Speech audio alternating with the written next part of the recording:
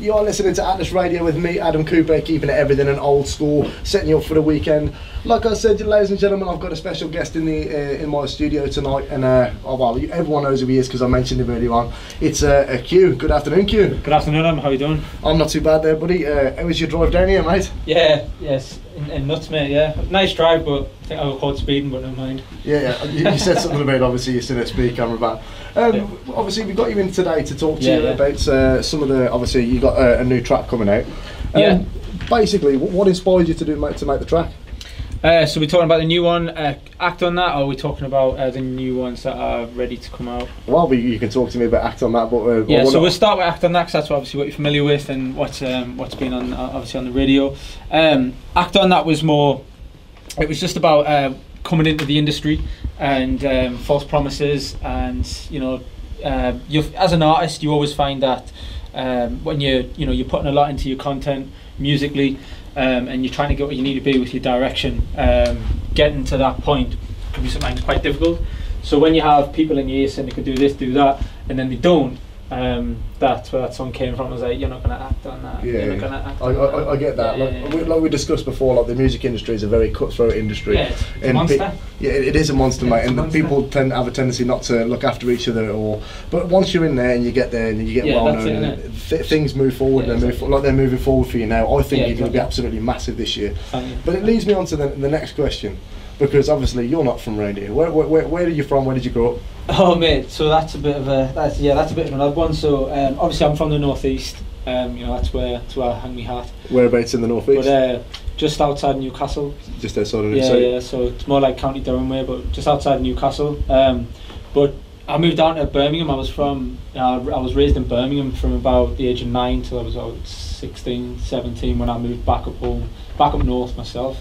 Well, I lived in Fairfax and West Heath. Oh, cool. So that's where, of course, living in that area, and I went to Terrace Green School, and coming from that background, that's where I first fell in love with hip hop. That's where first time I heard Tupac, and first time when I heard mate, do you know what it is when I was proper young, I used to be banging into garage and stuff. So when I first heard Craig David come out and MC Look, and you just had them on there. You were loving that 20 minutes exactly, of old school garage listening. 100%, mate, I'm all about that. But that does lead me to one of the questions I was going to ask you later on. It's to do with your influences. Who really influenced you to get into music? Whether it be old hip hop or which hip hop artists and why?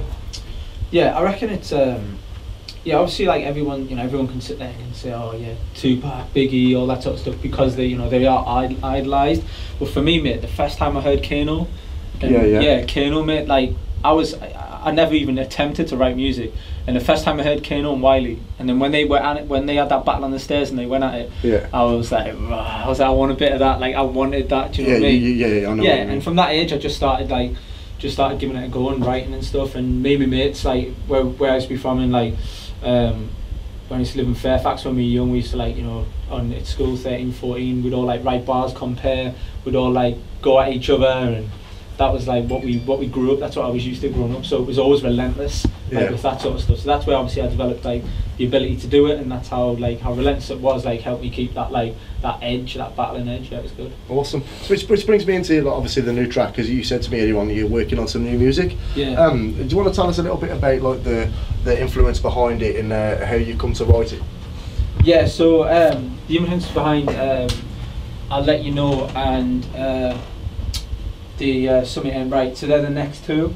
So since I've started working with obviously Atlas and the Deco Boys, we're trying to develop a new sound. I'm not going to say too much about the content just yet because the song hasn't been released. Yeah. But we're trying to keeping the cards close to the chest. 100%. You got to, man. But we're trying to go in with a different sound. We're trying to create something that isn't out there in the industry. Obviously, it's going to be familiar. There's going to be certain influences from different artists that you might pick up on. But I think for us, if we can create a good sound that's authentic, but also that people are going to like, we can only raise up for that. The sound, a unique sound it's indicative to yourself. If you've got that unique sound, people can hear you from anywhere. In a crowded room, they'll go, "Oh, that's Q, that is." And people have a tendency to click to little genres like that, and that's how people are so well known for this, especially in hip hop and R&B. Because from Snoop Dogg, Dr. Dre, all those, they've all got their own unique sound in the way their style is. So it's a good thing to have, because I found in this day and age, there's a lot of too many rappers out there, and all Yeah, they all say the same, don't they? Which is crazy. Yeah, 100%. The thing is, mate, like especially when I came down to the studio the first time, I know when Atlas invited me down, I've met obviously the Deco boys, Nash and Ollie, and honestly, mate, like they showed me about 4 or 5 tracks, and I was like, banger. Yeah, every time, mate. And I was like, I heard obviously this one that we've got, which is just mad, but it's mad, and I straight away I was like, just put me in the booth, and like you know, within 10 minutes later we just had this track, and it was like straight away. Then I knew, I was like, yeah, I want to get involved here, and you know, awesome. Jay Atlas, he was the same. He was like, yeah, let's get this done. Well, so, like I said, exciting times. I've heard some of your stuff and some of the stuff you're working on. I think you're going to be absolutely huge. I really do, because that sound that you've got is just phenomenal. But it leads me to another question. Like, where do you see yourself in the next 5 years? Yeah, for me, mate, just still doing music. Like I'm in it to just kind of enjoy the wave, and of course just like look at myself one day and say, do you know what, mate, you've done it. Yeah. Like, and that's it, mate. It's as simple as that. I'm not in it for the money. I'm not in it for the fame. I'm just in it because I just want to. I want to do this music. I love music, and I want to make it. I want to make it like something that's my authentic sound. Like there's a passion inside. Yeah, 100%. So what would you advise to like kids that are listening now, thinking I want to be like that? What advice would you give them?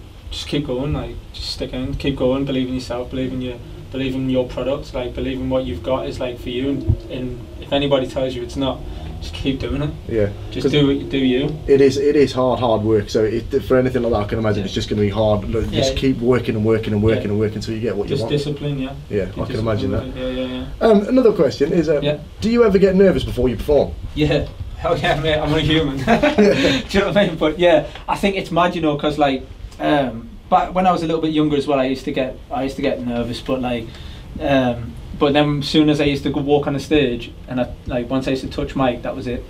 Mate, nerves gone, let's do it, let's rock, do you know what I mean? And that's the way I used to go. So, but now as I've like getting a little bit older with it, not so much, a little bit. But like I just enjoy it now, just learn to enjoy it, take in the moment. Yeah.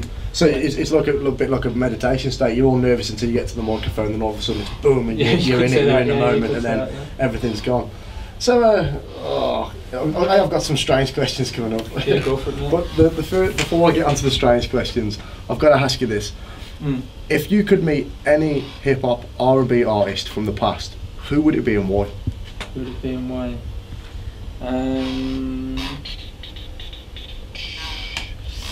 Tough question, man. It is. I would definitely. I mean, obviously, I would like to meet Eminem. Just because I think the way he came up into the game, he was, you know, there was a lot of pressure on him because of. Have you been reading more notes? In the industry, I think there's a lot of. No. I just think he's a big influence. I'd obviously like to meet Kano. Yeah. But yeah, Eminem as well. He's a big influence. The way he came into the game, he was there's a lot of racism towards him in the industry. Yeah. So yeah, there's a few questions I would have for that board. Which leads me to the next question, right, okay. Which is actually about Eminem, which is really funny. Yeah. Who do you think is better, Machine Gun Kelly or Eminem? Oh mate, come on, don't even ask me that question. I don't even want to answer that. Mate, come on, man. Yeah, I don't need to answer that. No one. Killshot answered that, mate. Yeah, exactly. I definitely. But like I said, I've got a few weird ones for you. Yeah. This is coming from a lot of my partner, Lift. Go for it, man. She does all the social media stuff. So the first one I want to ask you is, what's your favourite colour of socks to wear? I don't know, mate. To be honest, I haven't got one. Like, I mean, I've got black and red on right now, but that'll do it. Another one we got for you. You've been given an elephant. You can't sell it or give it away. What do you do with it? Just put it in garage or something, mate.